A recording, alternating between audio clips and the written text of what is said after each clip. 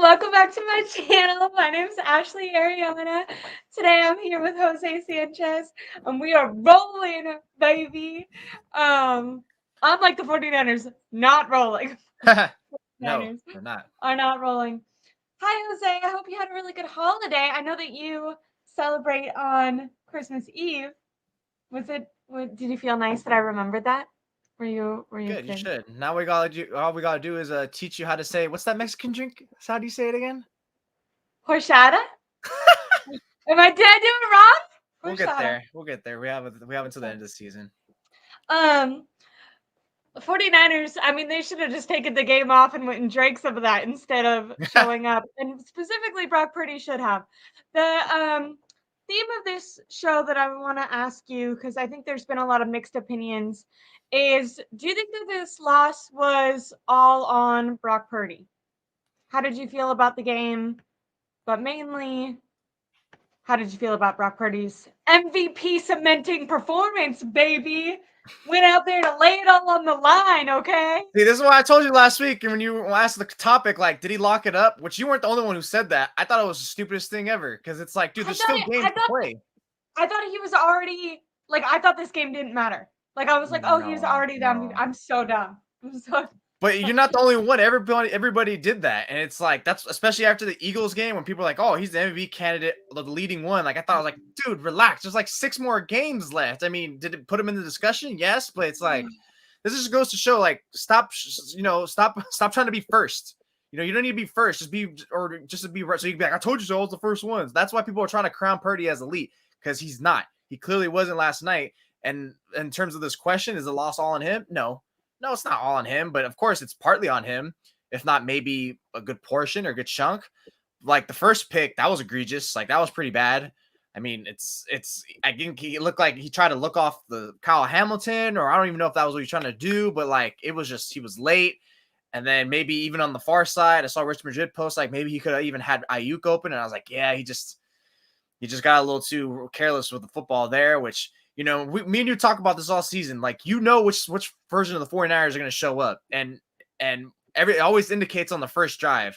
If they look dominant and get points or whatever, then we know that's going to be them the rest of the game. But if they don't score, they get a turnover like that, then it's like, okay, this is going to be a rough one. And not necessarily that it looked like they shot themselves in the foot all game, because, I mean, they partly did. I think if I were to put a percentage on it, I feel like it was 75% Ravens, 25% the Niners kind of like hurt themselves a lot. Because some of those picks that he threw, like other than the first one, 2 or 3 of them were like pretty much just unlucky. You had the one where you're trying to force it to Debo on the screen, like they just knew. Like, and at first, like I didn't even see the play. I thought it was a lineman again, like in the Bengals game. So I was already getting ready to blame Purdy. I was like, oh no, that was just a well-timed cornerback blitz. And it's like, what do? Just eat the sack? Like, I mean, no, he pretty much was screwed there. And then the third one, I kind of feel like when he's rolling out and trying to do too much, because at that point, he kind of felt like he was trying to play hero ball like he did in all the other losses. That is like, come on, dude, you're trying to force it there on George Kittle. He's got a defender draped all over him. So that one kind of feels like that's like the most questionable one, which either way you want to go on it, I have no problem. And the fourth one, obviously, he's getting smacked and he's throwing it up. So it's just, it's not all on him, but even when he was having like clean stares in the pocket, like he didn't seem like on point. He wasn't the sharpest tool in the tool shed that game for sure. And I think maybe we probably saw him the first time a little rattled. Maybe it kind of felt like it, right? Yes, I agree. I felt like he was really rattled. I felt like he didn't settle in all game. And I know Kyle Shanahan and you just did too, gave him some excuses for interceptions after that first interception. But to me, he also had 2 balls that could have been intercepted that were terrible decisions that hit the defender right in the chest that weren't caught. So I kind of think that the interception luck there evens out.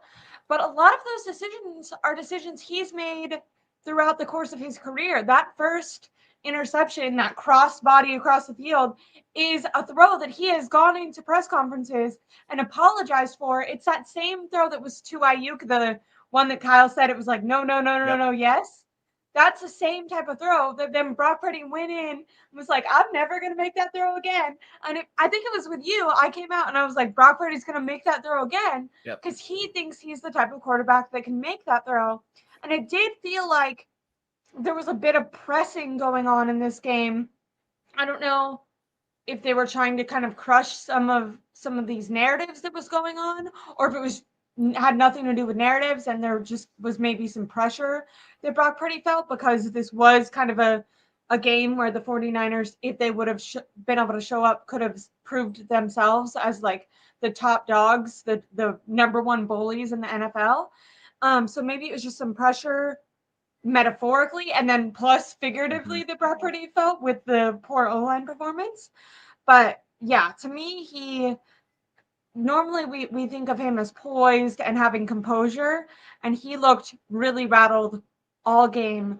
Now, the reason that I put this loss, like I want to say like 90% on Brock Purdy, is because even though Kyle Shanahan is getting some criticism for not running the ball more, I felt like all the way up until they got into the red zone and Brock Purdy threw an interception, I felt like especially in the beginning of the game, I almost tweeted out that the 49ers were a better team than the Ravens. Like, they were walking down the field throwing the ball. They were getting their playmakers involved. George Kittle looked really good early, which I was surprised about because the Ravens normally do pretty well against tight ends. Christian McCaffrey in the passing game at that point, because he wasn't really running the ball much, had looked good.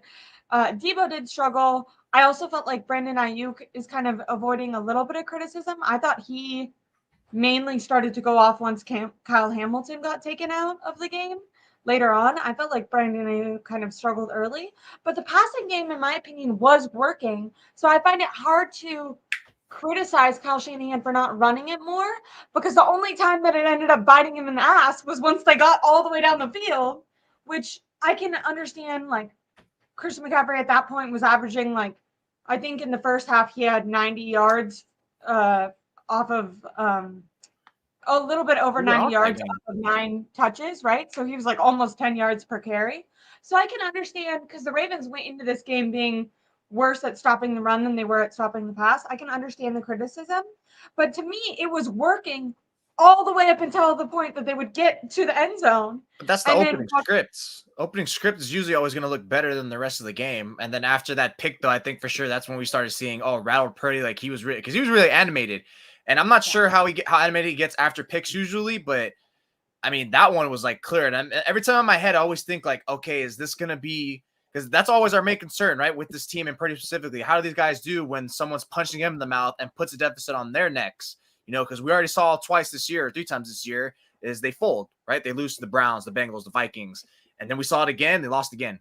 And that's why it just goes to show, like, they kind of feel like a very structured, routine offense, especially. Or if you take them out of that comfort zone, it's like, not that they freak out, but it's like they're not as lethal or as damaging. You know, and that's the thing about the Ravens. That's why I give more tip of the cap to the Ravens in general on both sides of the ball, is like, dude, they made them uncomfortable. And while the 49ers did have their own mistakes, that if they clean it up, it's probably a closer game.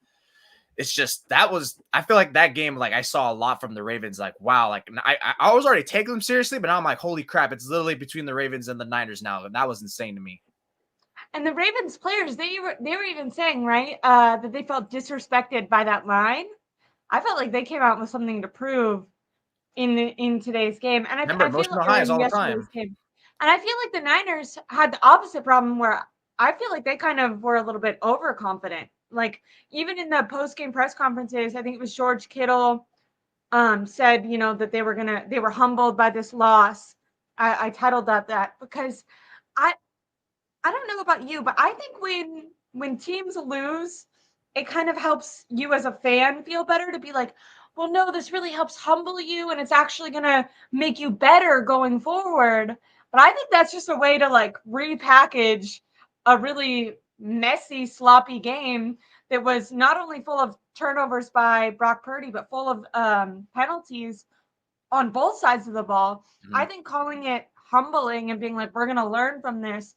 You think at this point, you know, late December going into the playoffs, that you have all the humbling that you already need. Why do you how do you feel about that? Because I have heard that take that, okay, better to get punched in the mouth now, you know, and go into the playoffs with this new, revitalized spark trying to prove something, or do you think that it's better to just win out? Like, do you think that there's some sort of positive in losing right now? I think it's because it's against the Ravens. That's why, because remember this was pretty much a Super Bowl preview. That was one of the hypes and the stages that made this game so great. And the fact that it was on Christmas prime time, all that such. So yeah, I think in that sense, yeah, it's cool. But where I think it's where that humbling loss turns into crap and loses its luster is if, okay, how do they look against the Commanders and now the Rams and stuff? And plus, I think we can even give credence to your thought, like maybe they were overconfident because, I mean, hell, just now before I hopped on, I wrote about how Kyle Shanahan explained why they played Jason Verrett, which to me was so freaking weird. I'm like, why are you So playing weird. him You and I talked about this. right now? And he mentions like, oh, that was the plan, 5 to 8 plays. Or 4 to 8 plays, whatever. But I'm like, yes, but read the situation of the damn game. You're losing. Your defense hasn't been that great.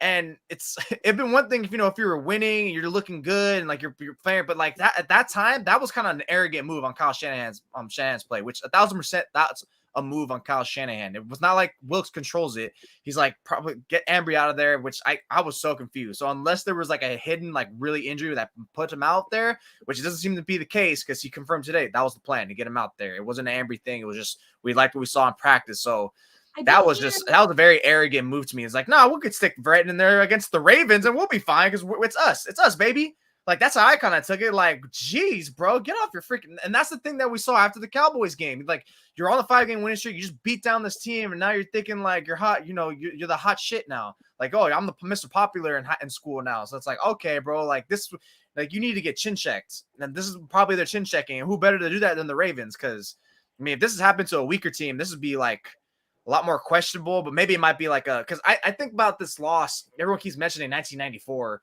like to the Eagles, or whoever the hell they lost to. And I'm like, shoot, I'm thinking about most recently 2019 when they lost to the Falcons at home, because I know the Falcons weren't a great team at all at that point, but you're at home. It's December, you lose. I mean, you didn't lose by beat down, but it was very disappointing how you looked in that game. And at that point, that's what created making week 18 for the 49ers or week 17 at that time a very pivotal matchup going into Seattle. And now you're kind of in the same boat where week 18 against the Rams at home is going to be probably pivotal for you to win the number 1 seed. So I think humbling loss, like it only loses its luster if you go out and like you look like nothing against the Commanders, because now it's kind of tricky. You're going cross country short week. I mean, I think they'll be fine because the Commanders look pathetic. They pretty much have 1, 2, 3 Cancun a month ago, but I think that's where it's good for now, but we'll check back again in a week and let's see if that was crap or not. I completely agree. I don't like the idea that this is somehow, it's a good loss. I think even though I was interested in the rust versus rest debate, I think if they could have won against this Ravens game, and then even if they didn't rest their players week 18, not having that pressure to like push players that might be injured.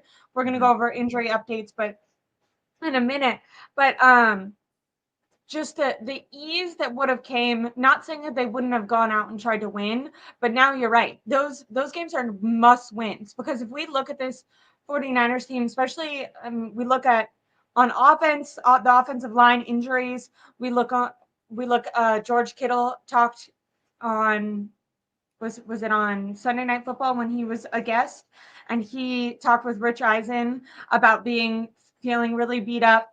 And then we look at the defensive side of the ball, all the missed tackles that Fred Warner and Dre Greenlaw are doing. Same thing, the defensive line on that side.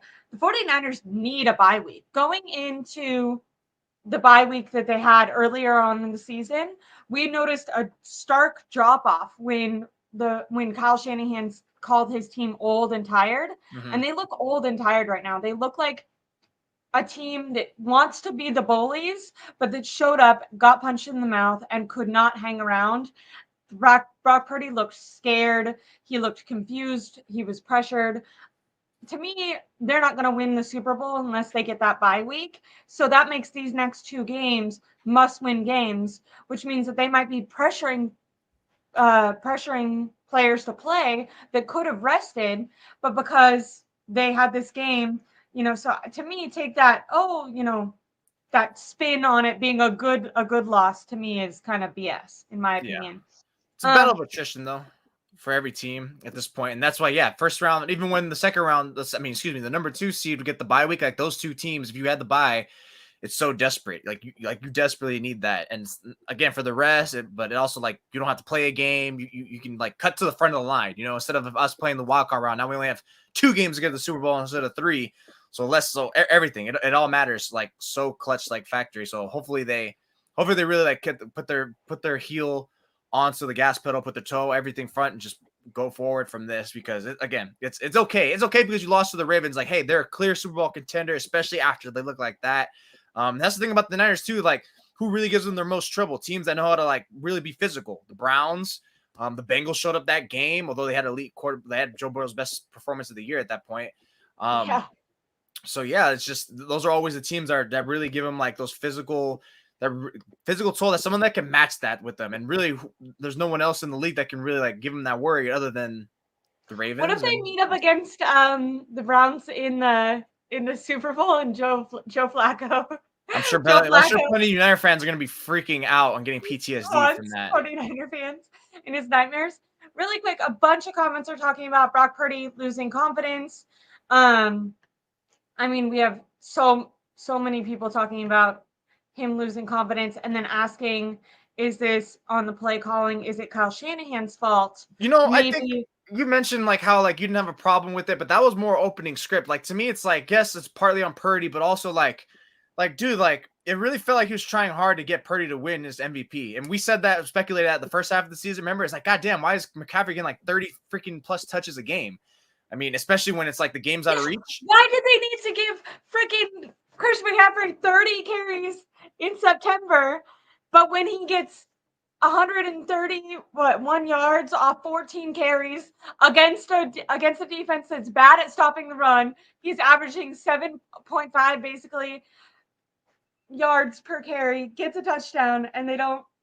I think, especially those, like if we keep talking about not only for Brock Purdy, but then when Sam Darnold was put in, and we're going to get to this in a second, where I do blame Kyle Shanahan, is I think that they still could have lost that game and they gave up.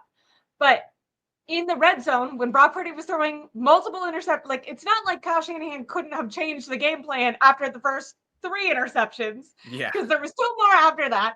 But with Brock Purdy and Sam Darnold, there was opportunities once they got to the red zone. Because let's say, I like I said, in the first half, they had 231 yards just passing the ball. Like, they were doing good passing the ball. But once they got to the red zone, Brock Purdy kept losing his mind and giving the ball to the other team. Why wouldn't Kyle Shanahan just give Christian McCaffrey the ball and run it in? That's where I think your theory about him maybe trying to prop up Brock Purdy as an MVP is correct, because we've seen plenty of games where they've walked down the field and then ran it in. So there was no reason for that to be kind of happening. And I think Brock Purdy was doing the same thing, pressing, trying to show off, maybe trying to cement himself. We've talked about in press conferences him kind of being aw shucks, but in games really wanting to prove that he is that guy. And when we talk about that first interception, there's a shallow route that's wide open that he could have thrown to, but he throws the ball over that guy to try to get the guy in the end zone, which is completely unnecessary. He could have thrown that pass right there. They would have gotten within 5 yards of the touchdown and then ran it in. But instead, they were trying to go for it all. Yeah. It felt like pretty much like a replay of like the Eagles game, except now you're playing a better team and you're just being stubborn about passing it. And this time was actually against a good secondary, if not the best secondary in the league, in my opinion. So it just really because I think of the real summarization of why they should have ran it more. Because look, they had a 2-to-1 pass to run ratio. That's insane. Like, from a Kyle Shanahan led 49ers offense, like what? So, I mean, it's just when you have the good summarization, like I was saying, was the first touchdown they get in the game. They go to McCaffrey most of it, and they just trot down. I was like, okay, that was easy. Now it's what? It was 12-16 going to halftime, something like that, or 12-20, something like that. But it was still, they were still within reach. And you come out flat, you're still trying to pass it. I mean, the Ravens made more adjustments too in the second half against running the ball too, but it's just, man, it just felt like it was more than just Purdy. That's what I'm getting at too. Like, watching McKivitz get laid out by Marlon Humphrey. Like, how are you an offensive lineman? You're letting a corner sun you like that. And that goes back to like an offseason decision that I think is the riskiest move they made. Was nothing with quarterback, nothing with, it's like the riskiest move they made was like, McGlinchey's gone. That's all good. We got McKivitz. Like, what? We got McKivitz? Bro, your right guard situation, you were platooning them. Like, that alone already makes your right side, like, questionable and weak. And now you're going to go ahead and platoon the right tackle? Like, okay, because, like, my thing was always like, hey, maybe McKivitz will be fine regular season-wise because ultimately they have so much talent that they can coast through the regular season and into the playoffs well. But in those highly intense matchups, when you're facing more playoff caliber elite pass rushes and just ultimately better defenses, what are you going to do then? McKivitz is going to get exploited like crazy. So now it's just everything just coming, like all the weaknesses are coming or rising to the top at this point, and makes it more of a critical situation why you need that first bye. It's more than just rest. It's just like, hey, avoid one more opponent we don't have to see. So they get less exposure, more times that we can concoct ways to get away from this guy. I wanted to, because you touched on this, that the game was within reach after halftime. And I felt like this was the turning point in the game. And maybe when the game was over, and I think Kyle Shanahan deserves a lot of criticism for this period of the game, because even after all of the stuff that I'm about to read off happens, I felt like they could have came back. And I felt like that was kind of demonstrated with Sam Darnold. And I was really disappointed in Kyle Shanahan not going upbeat at all. I know Kurt Benkert, who was the guy who originally talked about how they do not practice 2-minute drill in practice. He was on Twitter being like, told you guys, because he's gotten a lot of shit for kind of exposing that because he was a third string quarterback for the 49ers in 2021. But so coming out of halftime, normally so far this season, when the Niners have just dominated teams, they have done that by completely outscoring their opponent in the third quarter. They usually come out on their first possession and score, and a lot of times they've scored against, they have the most, they average the most 14-point 2-touchdown scores in the third quarter out of any team in the NFL this season. Oh. I don't know if I articulated that well, but basically they've been the best. They've been the Warriors of the NFL. They've been the best. Score a lot of points in the third quarter coming out of that. So as fans, and the last couple games when the 49ers have looked bad, I get really like, I'm so someone who likes to live and die with each play. So I'm like, burn it all down. This is terrible. So I was talking to Eric Walker, who's so much more calm. And last game, he was like, Ashley, you so overreact. Like, I never had in doubt that the 49ers were going to win because, and this was prior to this game, but a different game where they were playing bad. He was like, oh, I never thought that the 49ers weren't going to win because they were playing such bad football that I felt like it couldn't get worse. It could only go up. And that there was no way that bad of football was going to persist. And so I had Eric Walker's voice in my head. And I'm like, okay, don't be over dramatic. Brock Purdy has never thrown 2 interceptions in a game, let alone 3. There's no way it could get any worse. This is the worst they could play. So they could still come back. I was giving myself optimism, trying to tell myself, even with that 0-37 record that Kyle Shanahan has in the friggin' second quarter, where if he's down by like 8 points, he never comes back. I'm telling myself, I'm hyping myself in my head. I'm like, all right, this third quarter. So this is what happens. They come out. They're only down by 4 points coming out of the second half. They come out, run the ball. By the way, everyone's saying run the ball. They run the ball on the first play coming out of the half. They get like 2 yards. It's terrible. They end up going 3 and out on that drive. So immediate 3 and out. You're like, all right, well, that's not promising because we were really hoping that they turned it around. So then Baltimore scores right after that, which was actually right after the penalty that they got from Mitch Wiskowski. I can't say Horshada. I can't say this. Can't say anything. Mitch Wishnowski. There you go. He feeling himself after everyone giving him way too much hype for like a little freaking trick play. Okay, I think people were hyping him up way too much on that stupid trick play. It only worked because the 49ers never do trick plays, so no one would have ever expected it. And he gets in his little ego, and he's like, I'm a footballer, blah, blah, blah. Tries to freaking tough man someone out of the not even on the field anymore, gets a penalty. So Baltimore gets the ball on like their 50-yard line, basically. They score a touchdown. So 49ers 3-and-out, Baltimore touchdown. Now the game is at 23-12. You're like, all right, not ideal, but still winnable. Still, they could come back. Once again, I'm telling myself Brock Purdy has never played this bad ever. He's going to settle in. The rest of the offense, low-key, is doing great. Christian McCaffrey doing great. If Kyle Shanahan pulls his head out of his ass and gives him the ball, that would be wonderful. Let's go. We can still do this. So 49ers get the ball back immediately. First time, Brock Purdy throws an interception. So you're like, all right, not great, not good. This is when you start going, all right, nope. So then the Ravens get the ball back because of the interception. On their first throw, they throw a touchdown. So then it's 33-12. And then that was with like 11 minutes and something left in the third quarter. And I think Kyle Shanahan decided the game was over then because they had opportunities to try to score quickly. And instead we're like huddling up and slowly trying to go down the field. Mm-hmm. Yeah, I just felt like that was a really disappointing third quarter and just a disappointing series. And how Kyle Shanahan handled it after that was just disappointing. With so much offensive talent, I just can't believe that he was going so slowly. How did you feel about Kyle Shanahan potentially mailing it in at that time period? Did you feel that way watching the game, or did you think maybe he was trying to protect Brock Purdy by keeping the game rhythm pace slower? I thought it was kind of a mix of both. Like he probably thought like, yeah, it's like this guy got hurt again. There's only like there's only 6 minutes, 7 minutes left in the game, right? Something like that. After he got his stinger? Yeah. So roughly around there, 6 to 8 minutes, whatever.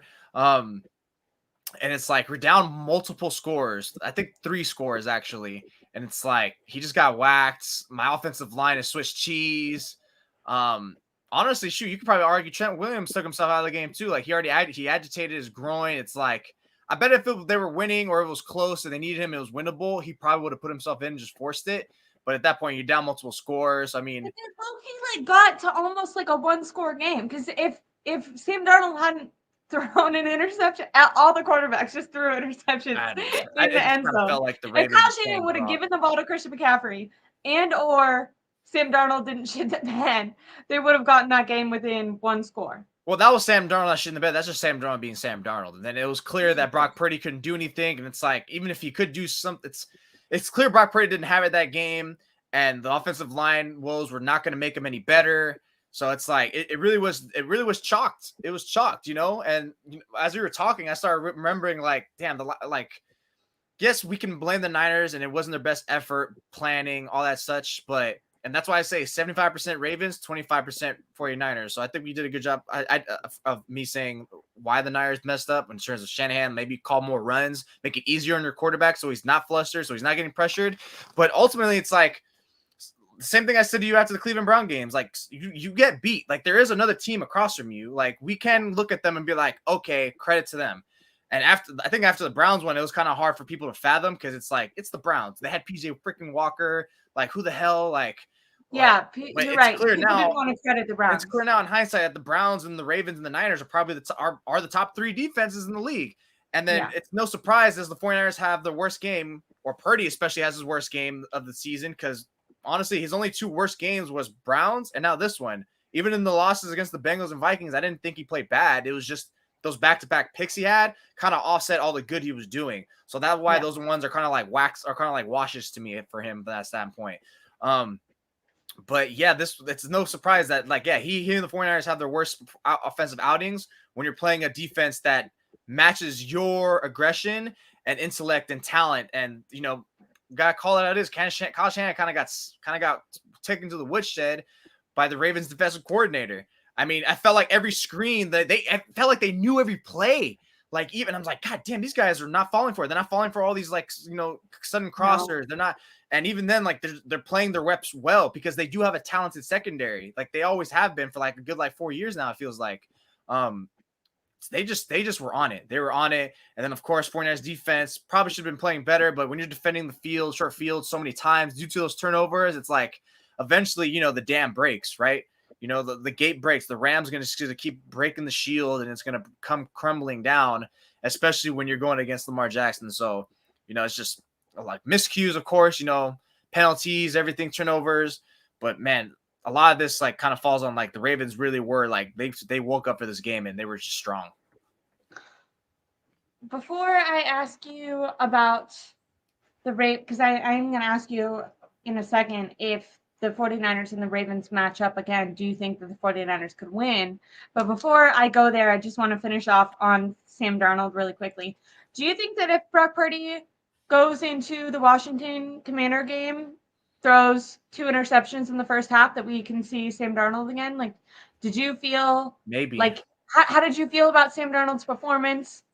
I think I made my position clear, but how did you feel about him? And more importantly, how do you think that Kyle Shanahan felt about him?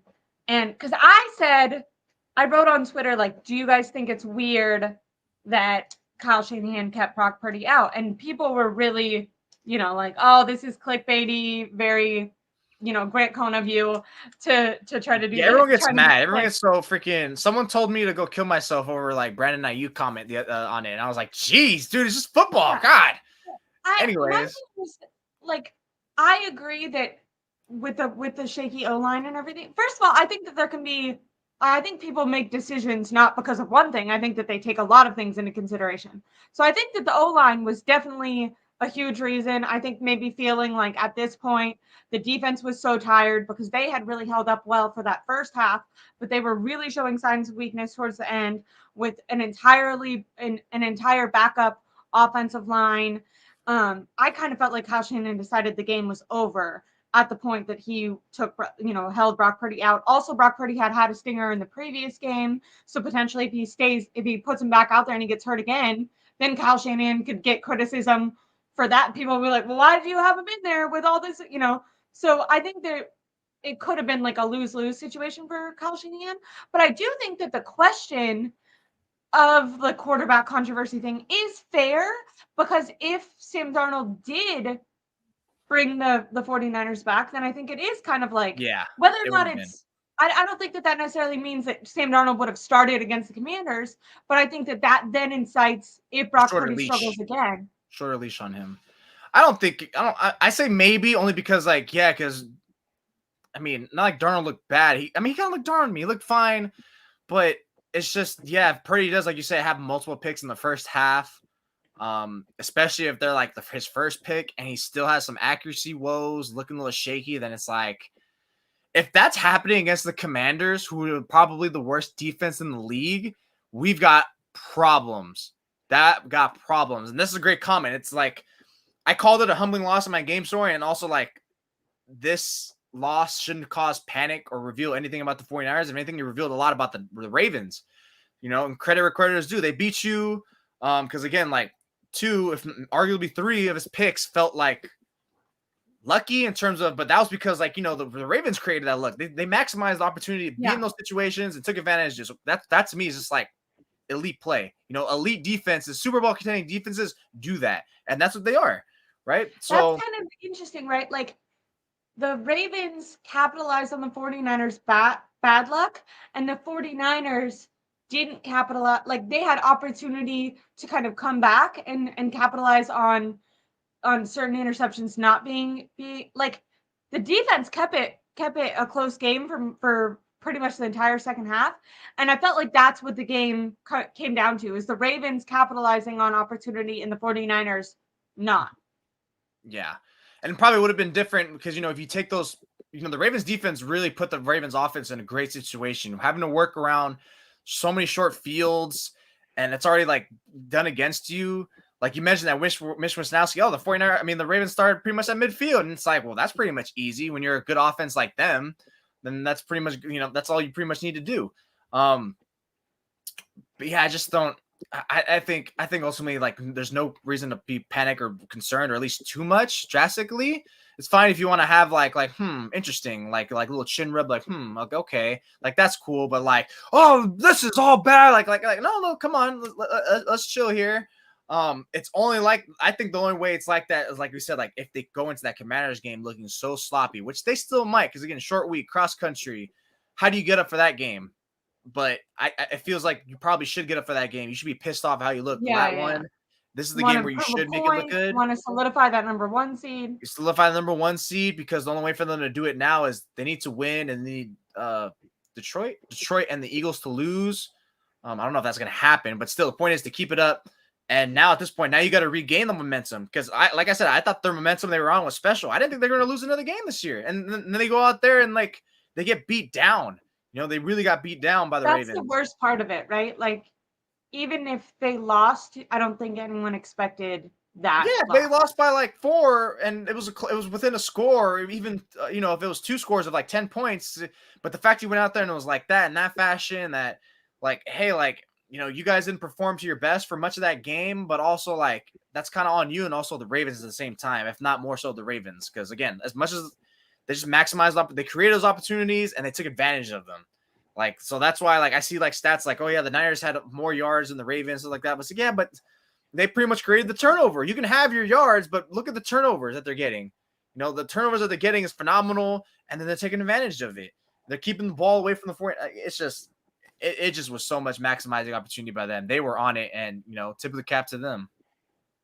Do you think that if the 49ers, because it feels like this wouldn't be a game, like if they face the Ravens, they're going to have to like, we're scrapping all of this. None of this worked. We're reformatting our game plan from the ground up. Do you think that the 49ers, if they were to play the Ravens, could win again? Like, when you look at that game, do you see the 49ers just aren't in the same class as the Ravens, or do you see the Ravens just won that day? They're in the same class, and the Ravens won that day for sure. Like I said, I think now the Ravens, like, really, that was a huge statement win for them. Like, they were already like really good and considered serious, but that one was like, whoa. That one kind of put them on a new, like, okay, like, hey, Niners, there wasn't a fat gap between you and the rest of the league, because that's what I thought it was. I mean, hell, last week we saw the Ravens didn't look that dominant against the Jaguars. So it's like, shoot, okay, like I always thought it was gonna be beat up against the Jaguars. So I thought, and to me, I always thought it was gonna be. I thought the Niners were gonna win this game, but it was gonna be like a tough, gritty one. And I did see like a nice little segment thinking like, oh, well, who the hell are the Ravens? Like, okay, like relax. You guys are getting way too cocky as fans. Like, look at this. Like, they are a good team because number one, they have Lamar Jackson. Okay, so they already win the quarterback disparage there. And people were debating that going into this game. People were like, "Oh no, Brock Purdy is as good or better of a quarterback." I got told this week that I heard someone say that they thought Brock Purdy was better than Lamar Jackson. I believe it because I had several people telling me that Brock Purdy's better than Patrick Mahomes. So I mean, they all had Brock Purdy as their profile picture, which is kind of weird in itself. But I digress. Yes, the 49ers can beat the Ravens if they meet again. It's just, I think this one now they'll know what to expect, and maybe the Ravens like expose a little bit what the 49ers did. Because that's the thing. It's like the blueprint, like how Nick Bosa said, the blueprint out there on the Eagles is doable. To defend against them. And now the blueprint might be out on the 49ers, but the problem is defenses don't. I disagree with that. What the Ravens have. No, because me and you talked about this after, hey, did the Browns lay the blueprint? And I was like, no, they didn't, because who has an elite defense like that? And sure, like the Vikings and the Bengals ended up beating them, but it wasn't in the fashion that they beat that the Browns did. So no one's done what the Browns did and make the 49ers look that mediocre until the Ravens. Again, because even the Vikings and the Bengals game, like the offense wasn't great, but they didn't look like as bad as they did in this game or as bad in the Browns game. I feel like those were like two really bad losses as opposed to the other ones. I agree. I just feel like unless your game plan is make Brock Purdy, I guess it's rattle Brock Purdy, like make him lose his composure, because I mean, if they still like throwing 5 interceptions is just not a game strategy that like another team can be like, I'm gonna write this in the playbook. Like everyone's gonna. But I guess no one has a what you're talent like the saying, Ravens either. I mean, who's gonna do that to them? The Eagles? No. The Cowboys? No. We've seen that story a million times. Who in the NFC yeah. is gonna do that to them? The Lions? Hell NFC is no. trash, man. That's what we've learned. Yes, it The honestly 49ers is. Like, have it's struggled in games against the It's because they're AFC soft. and The have NFC beat is up. soft, really. The AFC is tough. Like, there's aggression. Like, that's real old school football. Like, that makes the Niners. That's why the Niners have been outclassing these guys. They're so freaking tough. And what's the one thing that the AFC North has always had through all of our lives is toughness. It's like, hey, they Yeah. might suck. They might have a bunch of teams that suck.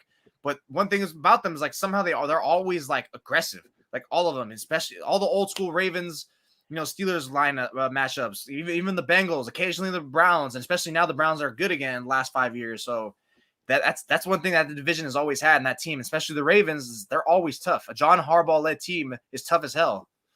This is a side note, but I cannot believe the Browns are without Nick Chubb. Imagine if they had Nick Chubb this year. Like they're actually doing like fairly well. That's kind of crazy. I felt like when Nick Chubb went out and Deshaun Watson sucked after they gave him $20 million, $200 million. I like how I said 20 million to try to exaggerate. Then I was Talk about like, the wait, worst that's actually contract ever. sorry, not to go on a Browns tangent. I was just thinking about how physical and tough they are, and I'm like, they're literally missing their star running back. How crazy. But no, it does feel like, and you watch boxing? UFC. So maybe you can do this analogy better, but it does feel like in this conference, the 49ers are like the big rough and tough bullies, and we can go through all the playoff teams that they might face.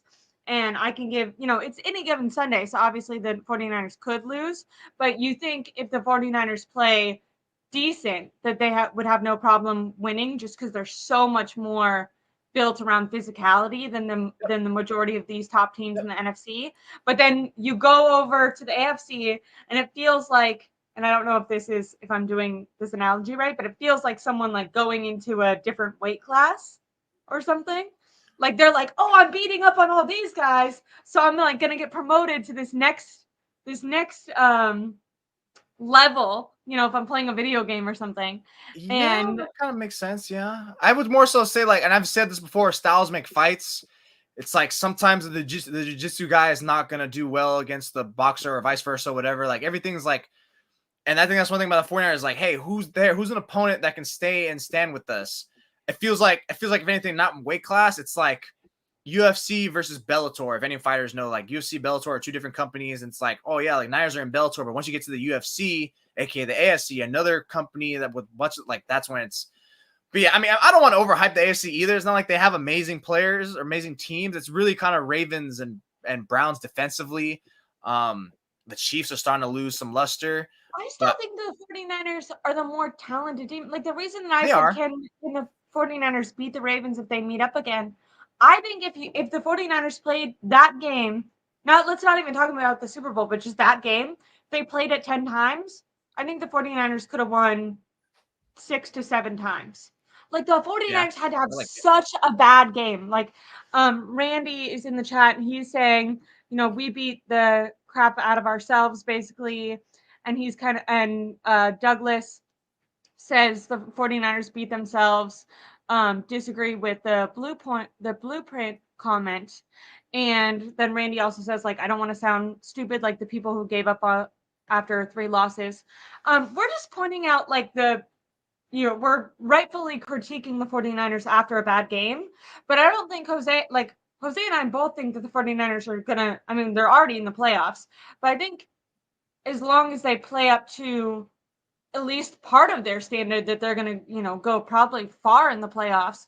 What we're comparing them to is like, can they win the Super Bowl? But I think even in this Ravens game, like they had to play so bad.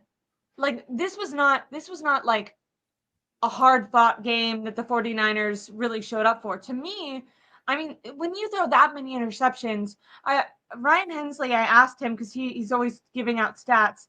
If you have like 2 turnovers, your Yeah, he said chances like of winning the 90% or game something is like like that. 90% or something. Like it's like it gets catapulted down when and the 49ers, all their losses, they've lost the turnover battle.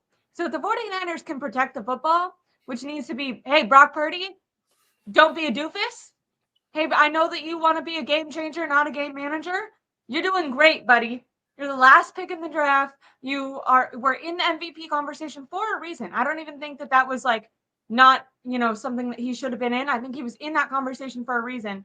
But what he needs to realize is like, this is not about your big giant arm. This is about you consistently making the right decisions. You and I, Jose and I have talked about that before. The thing with Brock Purdy is his ability to consistently put the ball in the correct place, and he just did not do that at all yesterday. But I think if he I think if they throw 2 interceptions, they can win that game. It was just the fact that they Not never against that settled team. in. Brock Purdy did not. Kyle Shanahan did not. Don't you think that if Kyle Shanahan would have changed the game plan, like I thought that they could have won coming out of that third. I wanted to see more runs in the first half specifically. And again, like I said, the fact that they scored that first touchdown going with McCaffrey as the lead in that drive showed enough. That's like, why are we not doing this more? I mean, and then after that, it's like, look, you scored a touchdown because you actually went to your real MVP, not the quarterback, because that he pretty much is the MVP. To me, well, now it's Lamar, but to me, he's always been the lead over Brock Purdy. But no, to me, I feel like there's too much. And I think like the commenters and you can't, it's not just so much the 49ers that just sucked. It's like, dude, the Ravens went out there and did that. They did that. Like as fluky as like, yeah, did they? I like what you're doing. You're like refocusing and trying to yes. credit That's why I like saying like the percentage wise, 75% Ravens, 25% 49ers. And even if you have that 25%, it's probably a score of like what, 35-28, maybe 35-31. It's closer, yeah. But I mean, look, the consensus seems to be 3 picks were fluky. I like to think 2 of them were, because one of them, Brock Purdy, was doing too much on the scrambling and was throwing into a draped up George Kittle, which again, that's the one it's like, hey, if one way or the other, I see it. And I think it's no debate. The first pick in the red zone was egregious because you took off at least 3 points on the board, probably a touchdown because the way you were driving, and it pretty much was, yeah, you took off 3 points to a touchdown off the board in the red zone. So that's so egregious. And the other 3 are like everyone says, fluky or lucky. And it's like, hey, it's fluky and lucky. But again, look at what happened. Cornerback blitz. What do you do in that situation? Apparently the consensus is you have to still throw it and try to make it over him. Well, he didn't do it. The cornerback made a hell of a play, set up his teammate to make the pick. Boom. Ravens did a fantastic job on that play call and executing. Ravens did that. That wasn't bad luck. Third play, if you want to say the fluky way, like, okay, Kittle probably gets, I don't know what happened, if the defender made a play by pass breaking it or just like, either way, the fact that Purdy's throwing that with the receiver draped on Kittle, the defender made that drop pass happen, made that tip pass happen, and Kyle Hamilton being able to still track the ball, and they showed it on TV. He got laid out, and he gets up and still makes a play. Boom, Ravens again. And then, the fourth one, we already know, like, he got smacked. So good on you to pressure him and for you guys to be in the position to pick it off. So at some point, it's like, even run game in the second half wasn't too efficient. I mean, it was fine, but it was like, God damn, what did they even do? And how many times were screen passes getting snuffed out? Like, they knew everything. It's like they were in the huddle. So to me, it's like, dude, you guys just got worked and outclassed. And it wasn't so much your fault. It was just the other team was just better than you on that day. Because again, as the question says, can they win if they meet again? Absolutely they can. I think now the fact that you had this preview and this look, it's like now like, okay, now we know we have to really lock in and take these guys seriously.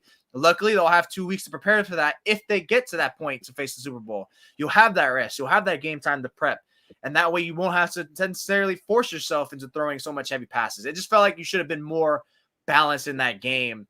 Because the fact that you went so pass heavy, I think the Ravens kind of expected that, and that's what forced you to put in that situation. That's why, to me, if anyone's at fault more in this game, it's probably Kyle Shanahan for that sense, for doing all that, for not putting enough. But, at the end of the day, I'm going to give more credit to the Ravens than the Niners messing up. Because did the Niners mess up? Yes, but I think the Ravens were just amazing, and that was a huge statement win for them. This is such a side note, so we're going to spend no time on it. But I do think it's interesting. I think that I hate to even bring him up because I feel like it incites stuff.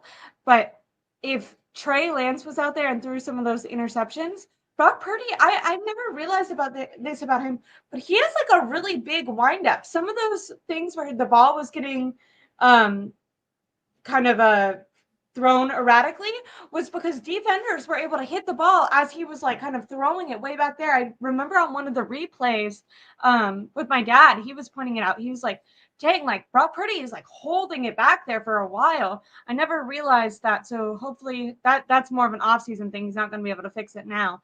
But it was just something that I heard someone was in the chat talking about critiques, and I just was like, I think that's a fair critique.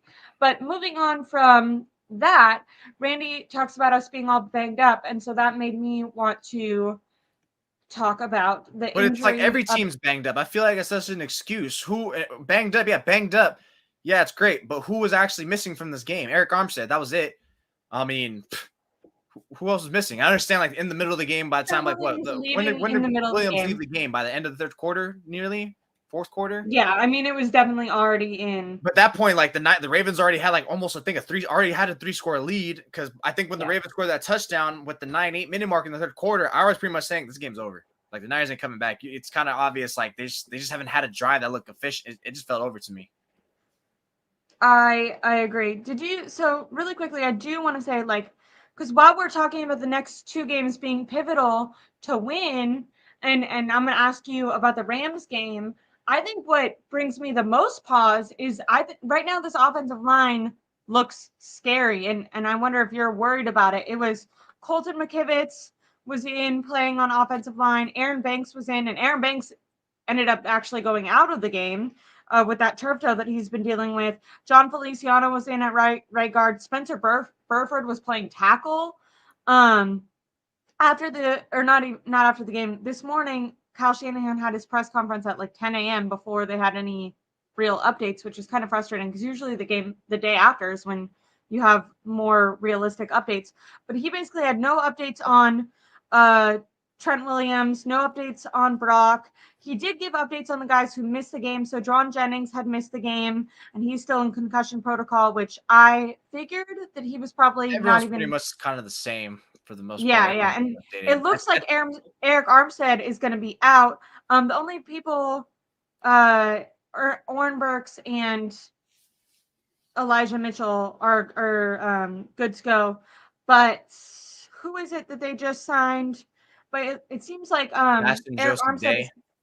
Yeah. And I think that they would have only signed him if Eric Armstead was going to be out more long term, because he's been a starter. He's not like a like a backup in the league. So I don't think he would have signed on if he didn't think he was going to have the opportunity to play. Once Saturday when Kyle Shanahan revealed that about Armstead, I think it's officially time to panic on him, because that's plantar fasciitis again. And it's like, and that was kind of my thing too back in November 29th. I might have even said that to you when we're on the show, but I know for sure I read about it. I was like, this is something to keep an eye on as light concern for now, because he's missing time due to a foot. Guess what happened last year? He hurt both. Kyle tried to downplay it at first. Like he wouldn't call it the plantar fasciitis at first. Someone this week finally made him specify. I think because at this point, because he said he's expected to miss 1, maybe 2 games, that he was like, okay, hopefully we can escape it by him missing only 1 or 2. But by the time he's already missing his third, now it's like, shit, I gotta say something. Yeah. So, are you worried about? I forgot. Jalen Moore also went in for Trent Williams, and then he got taken out. I mean, that's just as scary. I don't think the 49ers are beating the Rams with that offensive line. Are you worried about these injuries moving forward and about that Rams game coming up, Week 18? It's hella funny because when all those injuries are happening yesterday, I hella thought about how, like, me and you were talking about, like, wow, they've actually had great injury luck. So maybe we fixed it. I think ultimately, no matter what, you just hope that Trent Williams, of all people, is okay. I'm sure Purdy will be fine. I mean, they said he was going to go back in the game. They said that. Lisa Salters literally said that. And then that's pretty much what kind of fueled is he benching him, or is it just because to protect him? And I'm on the case of both, but I digress. Is Trent Williams okay? Because groins are very tricky. So as long as he's okay, everyone else will fall into pieces. Like, those are the key. That's the only key player that they're missing. Because at this point, Eric Armstead, I don't expect him to be back until the playoffs, I feel like. Do you think that Sebastian Joseph Day, he had 14 14 games this season he's played. So he's been like playing. It's not like he was like a backup or suffering any injuries. I guess Yeah, the he'll fill in fine. A nice little fill Chargers in. are just doing a fire sale because they suck. Why are they getting rid of him? Yeah, Nope. only 28 years old. He was a former captain. He do you think that he'll do a good job at filling in for Eric Armstead? Apparently he's stout against the run. I think that he could potentially do a good job. I'd keep Eric Armstead out until the playoffs. And I wonder if that the 49ers made that decision. That's why they went out and signed this guy. He's just pretty much like a true week to week at this point. But yeah, like kind of seems like he might be out for a couple more days because it's like you realize that like injuries and it's like week to week, like dude, injuries take a long time to heal, especially one like that. It's like who knows when it's gonna be okay for him. You just plantar fasciitis could be different for me compared to him or for someone else. So that's how I feel about the groin strain with Trent Williams. Like yeah, those are always tricky. it's hard to say because I thought with Javon Hargrave, I just went back to my like when we talk about strains because Hargrave had the hamstring, right? And someone, by the way, because you talked really quickly, you talked about Ambry. Someone said that Ambry went out with a hamstring injury, and that's why he was out for a little bit. That's not why he was out. Kyle Shanahan confirmed today. Oh, the plan was to get him 4 to 8. That makes me so mad. Did that? So, that really bothers me. That's so that's arrogant. He didn't mention it. He said we didn't put him in because Ambry got hurt. We put him in because that was the plan.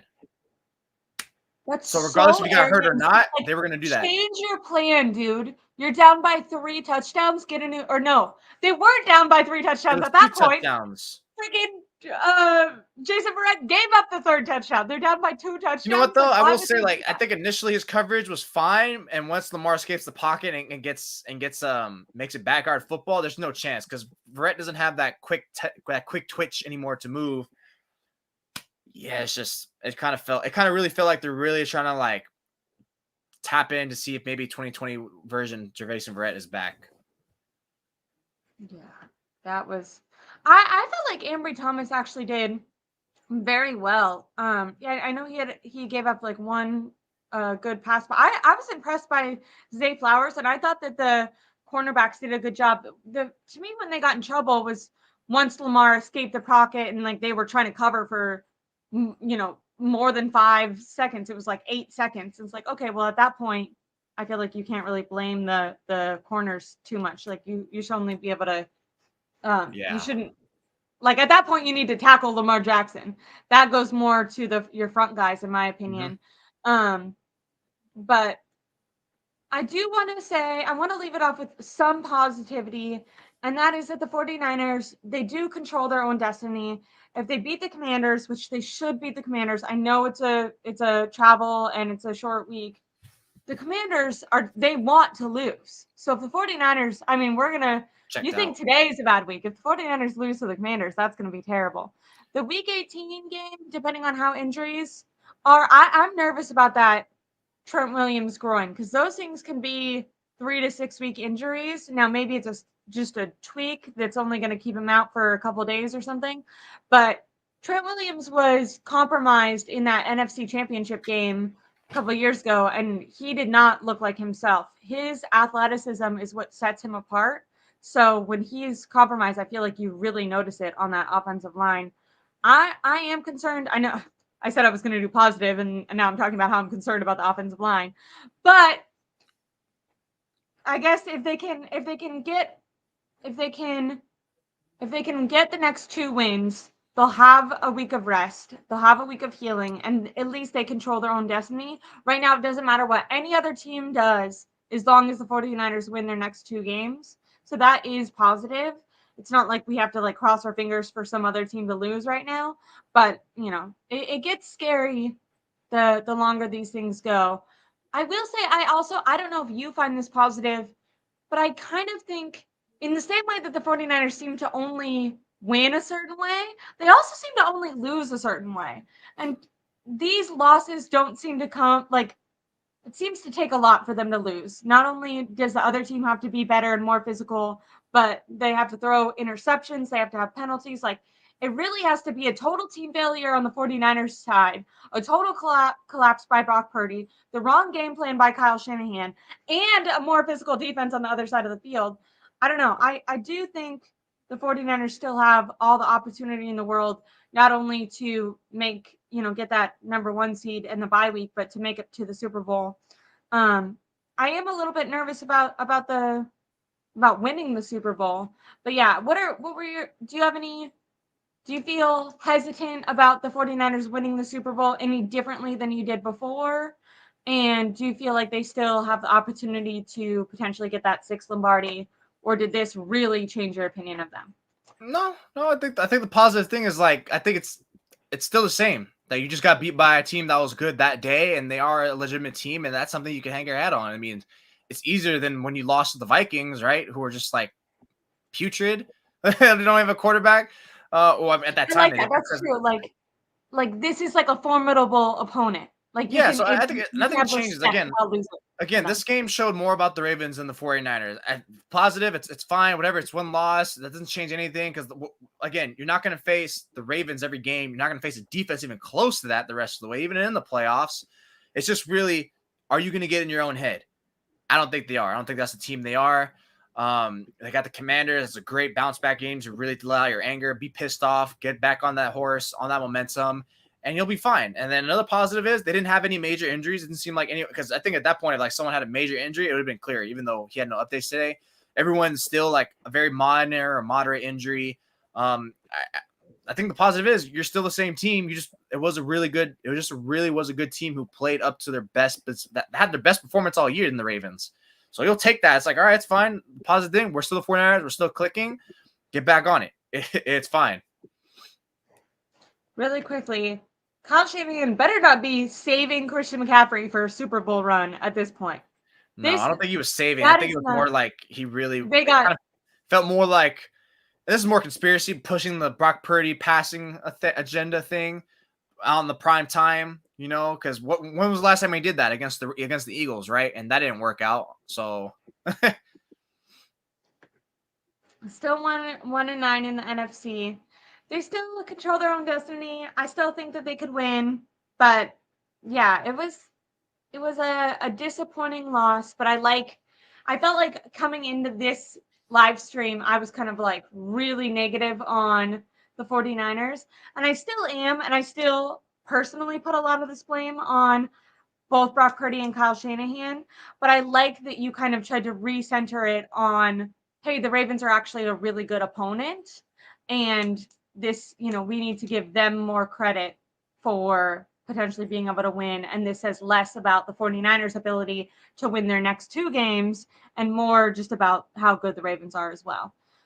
So I really liked that. Do you have any last comments, Jose, before we close it out? I know pretty it much gets a it. little bit dark in your room, so I'm trying to for Living on a everyone who prayer out doesn't here. know, I am always super on time and Jose is not. So that's why this was a little bit of a different time.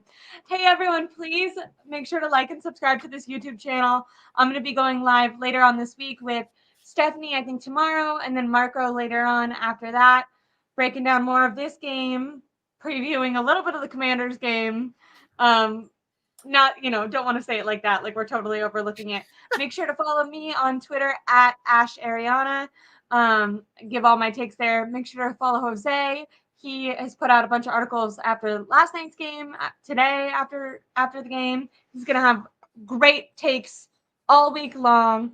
So make sure to like and subscribe there and follow us on our social medias.